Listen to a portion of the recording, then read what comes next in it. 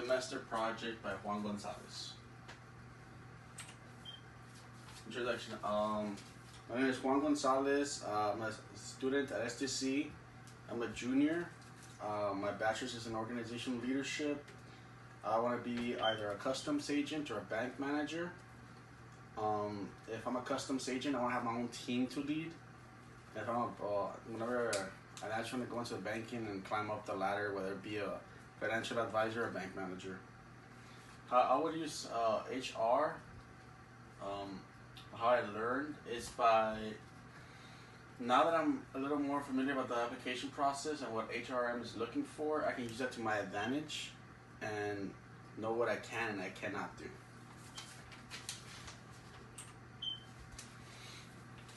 The role of human resources in an organization.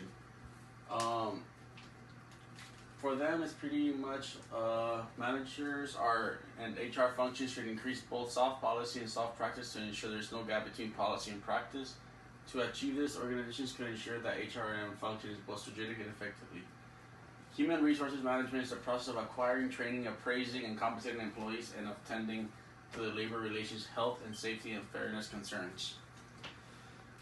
They're pretty much, the main priorities would be health and safety. Those are the biggest things for them, because that could lead to many issues, with whether it be the employees or the law.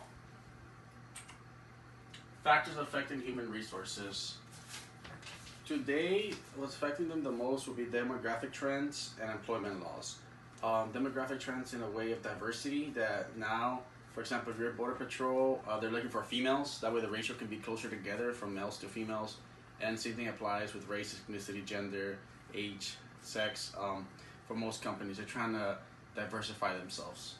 And another thing will be the employment laws. They have to make sure they abide by them.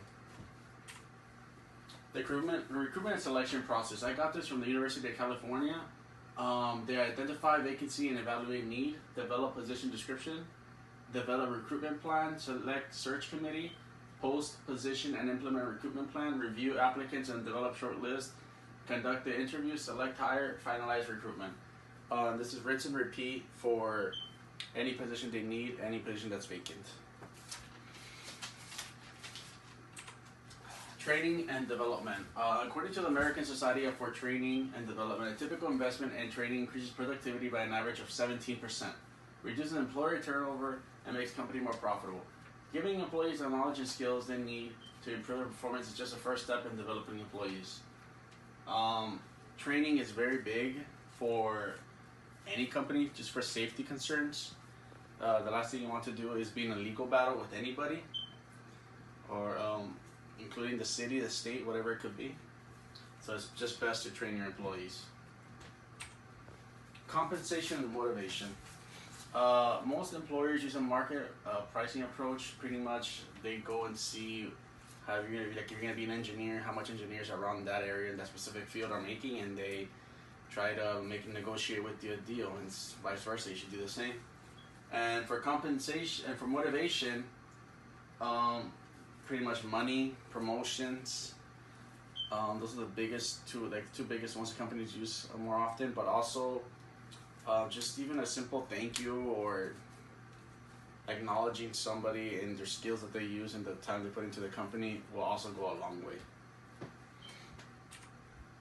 Employee and labor relations. Employee and labor relations assist with general management regarding developing, maintaining, and improving employee relationship via communication, performance management, processing grievances and or disputes, as well as interpreting and conveying. They're pretty much the middleman for anything that ends up happening in any business. You will go to HRM, so that way it's management. That's the one that you have the issue with or whatever. You address it to them. Conclusion: my organization will be impacted by taking everything I have learned and applying it. Knowing the necessary steps I need to take in certain situations is a big stress reliever. I will now be able to compensate my employees in a fairly manner by conducting specific compensation tests to see what is fair. I will now know the statistics and importance of having my employees properly trained, as well as knowing the laws to make sure I do everything the proper way for the first time around. My references, and that's it.